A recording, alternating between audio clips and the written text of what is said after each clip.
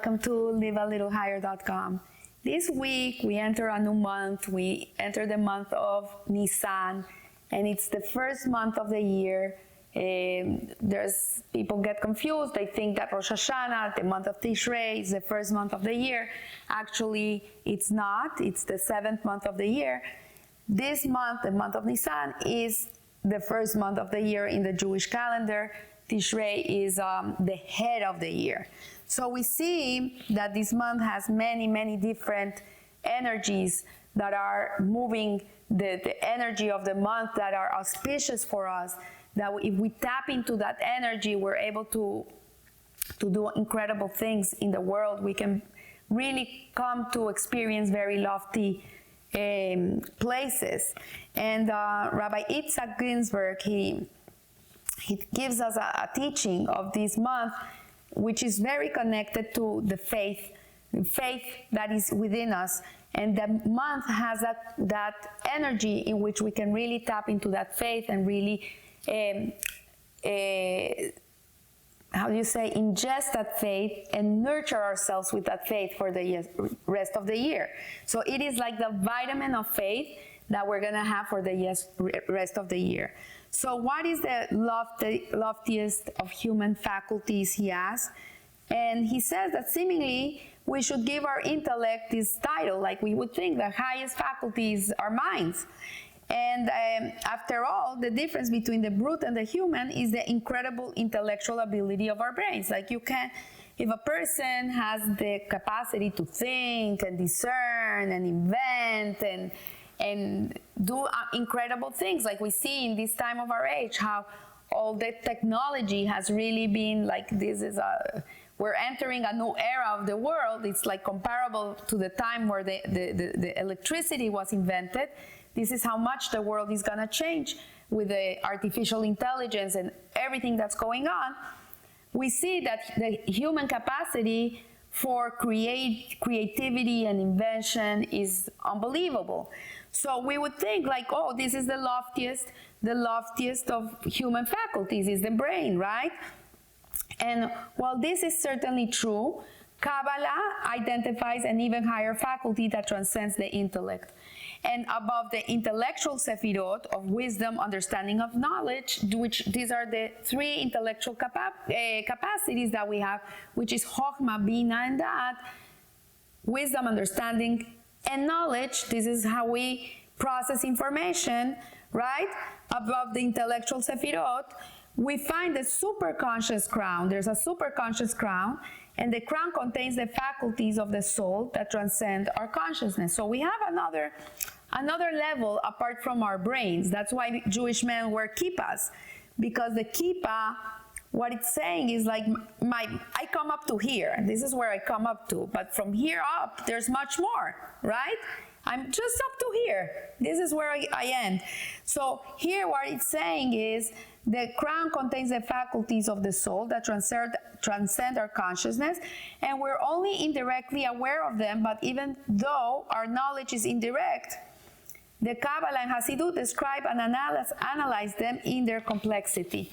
So he says that the Zohar explains that the crown consists of three parts known as the three heads. So in the subconscious level, there's a crown, and in this crown, there's three heads. And in Hasidus thought, the two relative lower heads are known as the faculties of will and pleasure.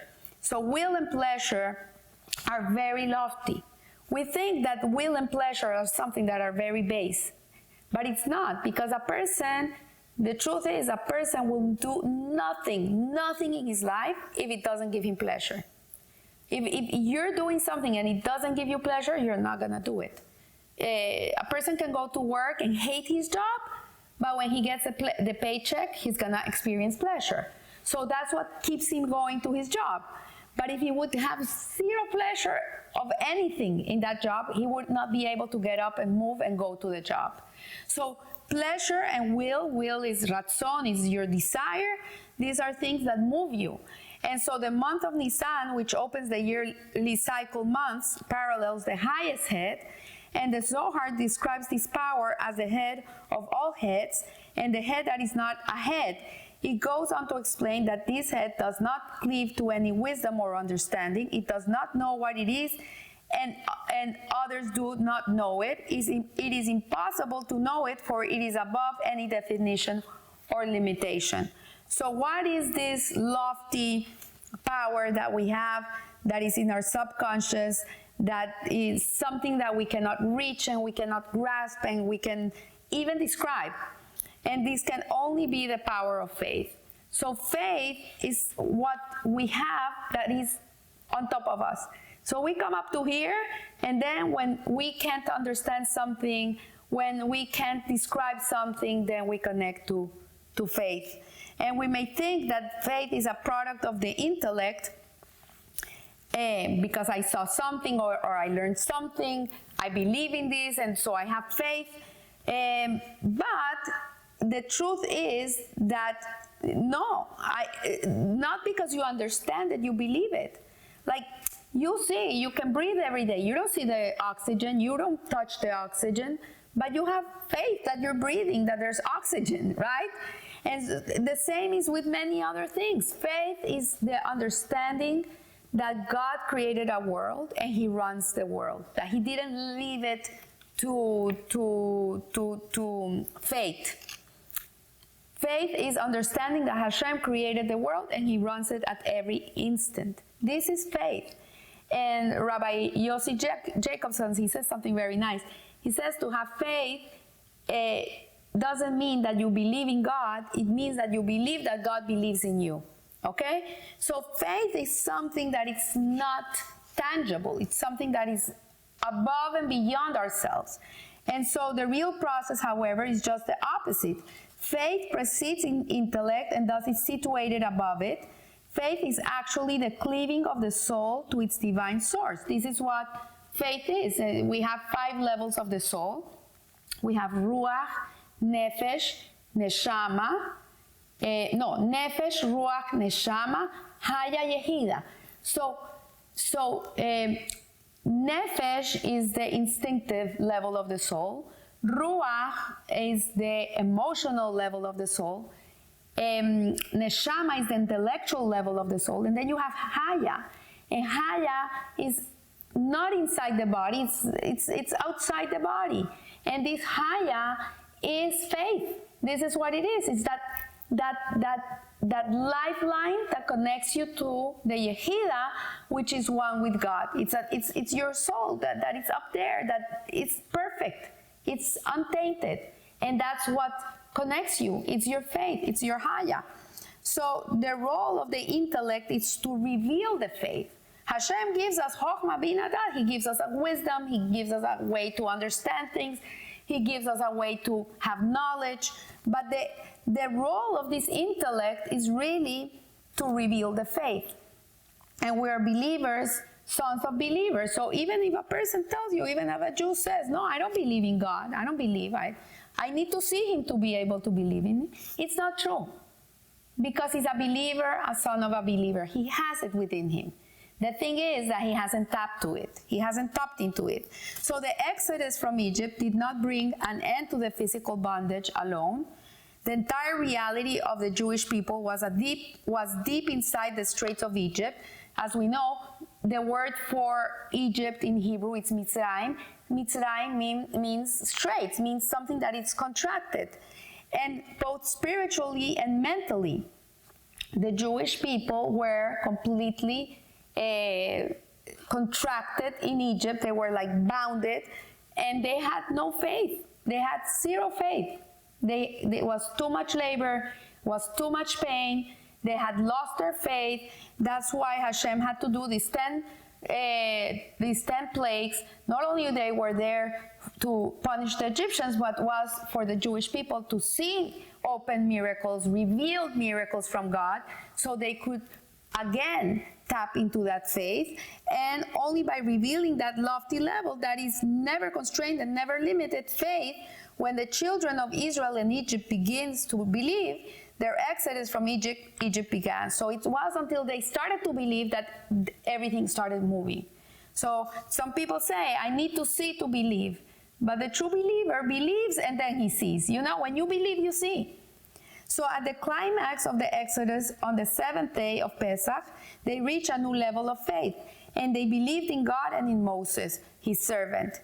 And in every generation, every day of our lives, every generation, ever since we left Egypt, almost 3,500 years ago, we're commanded to say every day, in every generation, a person has to look at himself as he has just left Egypt. We have to see ourselves every day like we just left Egypt.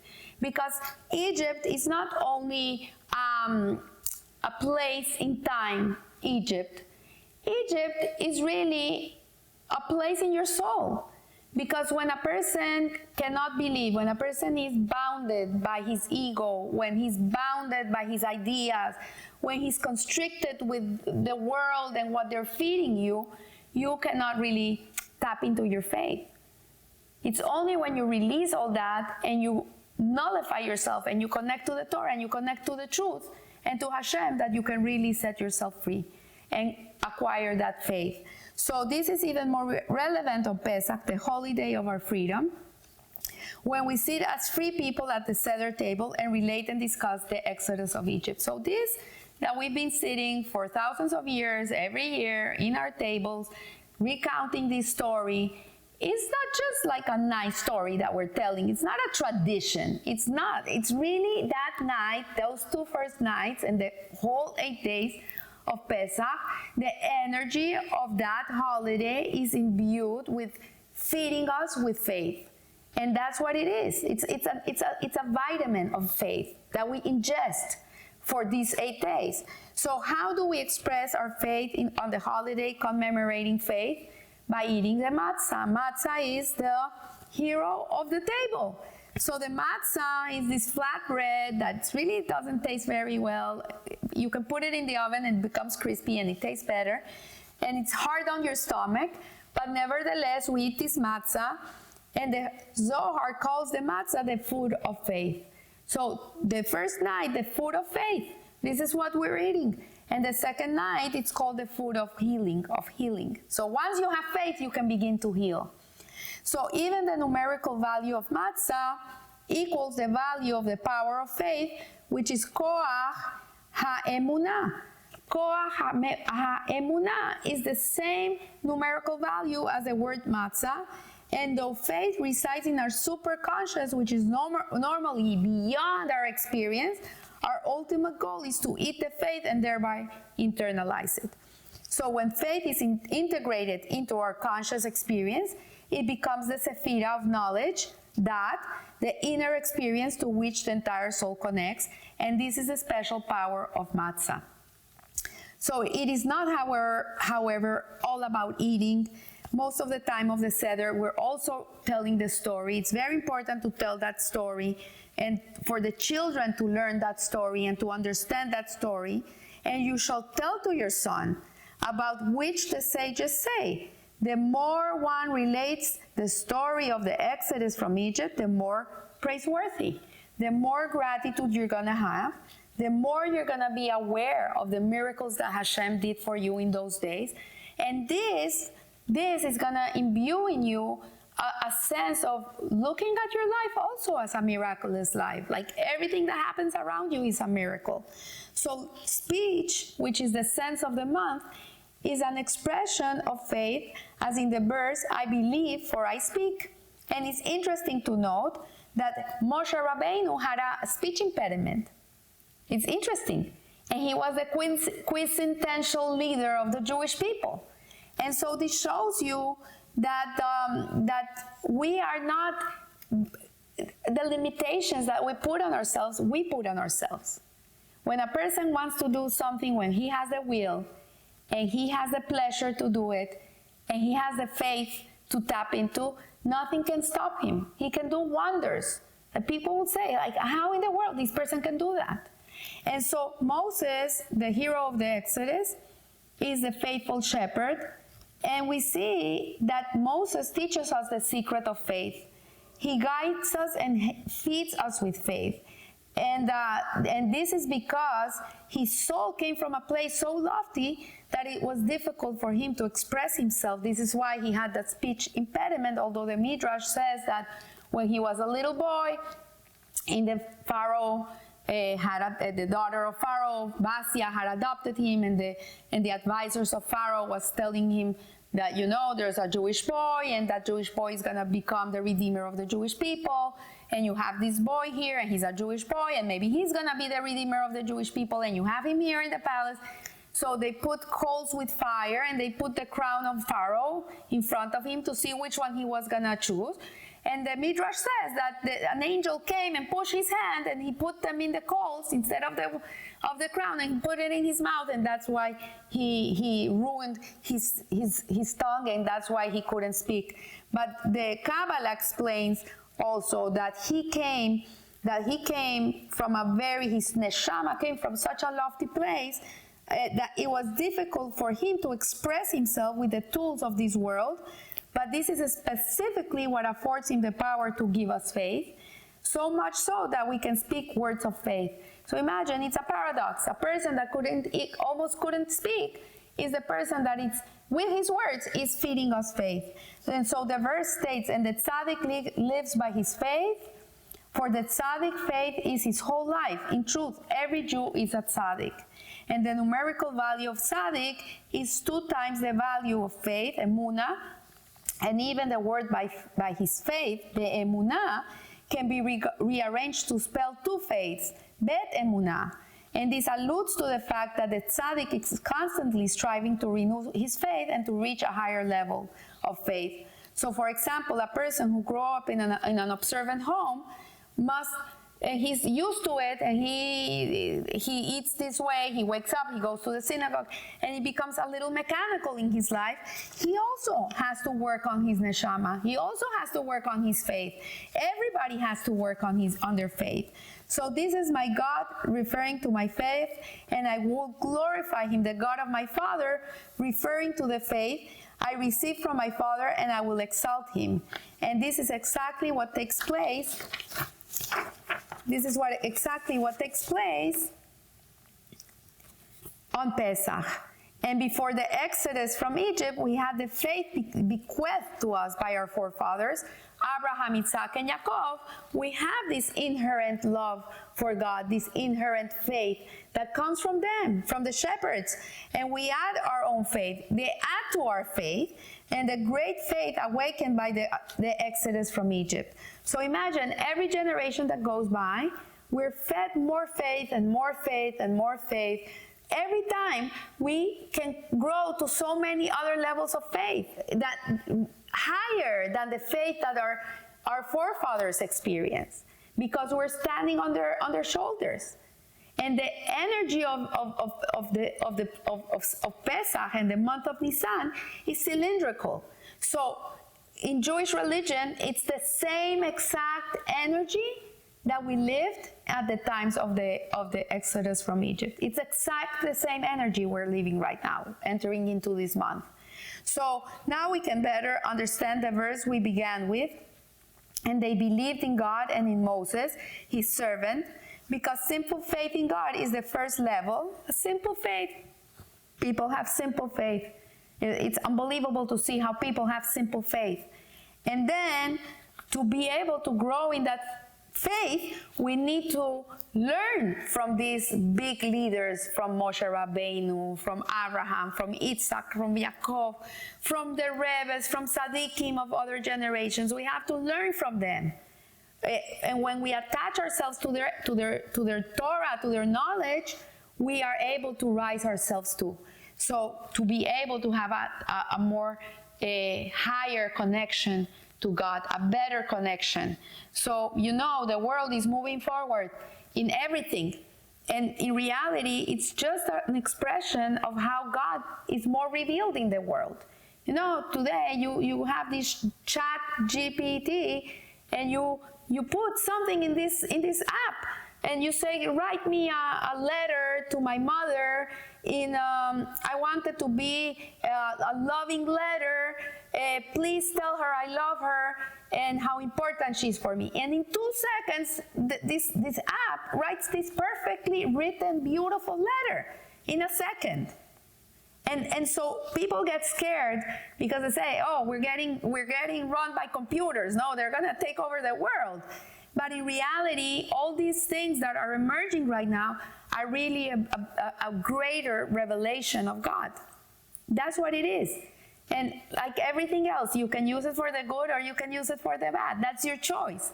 But every time we're progressing and we're going to places of more connection to the higher truth. And depending on how you use this app, you're gonna connect to the higher truth or you're gonna connect to garbage. But the higher truth is there. I've looked for it, and it's unbelievable how it writes things. It's incredible. So we see that Moshe, who was the servant of God, he attained this level of service to God, and he is the one that through his faith, we get infused by it, and that allows us to connect to God too. So I want to wish you a blessed month of Nissan, Rosh Chodesh Tov, that it should be a month of open, revealed miracles like in the olden days, that we should see incredible things. And as we say at the end of the Pesach Seder, that next year in Jerusalem, that Mashiach should come now, and that we should be able to see the true revelation of God in our days. So remember, live a little higher. Thank you.